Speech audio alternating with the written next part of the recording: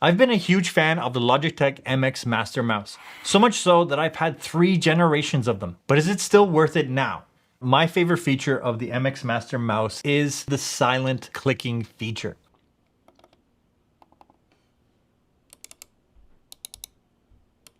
Well, near silent clicking. When I first got it, I actually thought that it was broken because I was not used to not hearing the clicks. But this mouse does a great job of reducing those sound clicks, and for that, I really like it, especially when I have to do late night editing sessions and those sounds can be amplified throughout the house. The next thing almost goes without saying, but it's the huge amount of buttons and the placement of those buttons and how well they can be customized. The software that comes with the MX Master Logic Options is great for setting up the mouse just right depending on your workflow. It's a typical 3-button mouse with the middle mouse button being a scroll wheel, and it can be switched from a smooth to a click wheel depending on your application and need. It has a thumb wheel, though it's not a button, but is great for scrolling left or right on a timeline. There are 2 buttons right below the thumb wheel, which you can assign as you like. There's also a thumb rest button. This mouse can be set up in a number of app-specific configurations, which is fantastic. I personally have it set up with my most common keyboard shortcuts for Final Cut Pro, DaVinci Resolve, After Effects, Photoshop, and a few other apps that I use regularly. And the list of apps is pretty big. And not only the typical key commands, but also complex shortcuts, which would require multiple fingers to achieve. You can also set up smart actions, which are more like macros, but you need to set up an account to use those features. And once muscle memory kicks in, it's pretty hard to beat. Pairing is also one of the big reasons that I love this mouse. You can pair up to 3 different computers and simply click one button and switch between them very quickly. It's great if you have multiple computers like a workstation and a streaming station and you need to jump between them very quickly and often.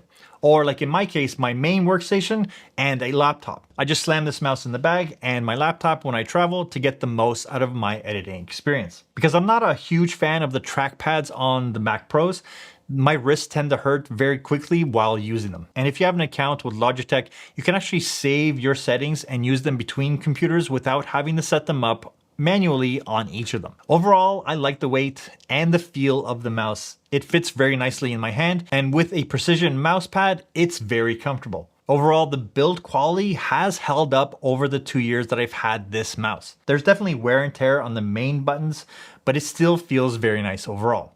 The rechargeable battery has held up nicely during daily use, and I find myself only recharging the mouse on average about once a month. At least that's what it feels like. And it doesn't suffer from the magic mouse issue where if you want to charge it, you have to flip the mouse and can't use it. You can continue using this mouse while having it plugged in. And fully charged, it's rated to last for about 70 hours, but that's active use. Standby is actually much longer. The connectivity has been really consistent with my Mac Studio and M2 Mac Mini, and the 2 MacBooks that I've used it with, both Intel and Apple Silicon. The accuracy has also been great, so top marks for reliability. I've not personally used it as a gaming mouse, so I can't really speak for the usefulness for that. My biggest gripe with this is that the thumb rest button is the only button that I find to be really awkward. It's a very unnatural motion to use, pressing the side of your thumb down that way. For me, it just throws off the whole workflow. It could be just me, but it does feel weird. I actually wish there was a pinky button instead on the right side of the mouse. Also, the battery is not replaceable,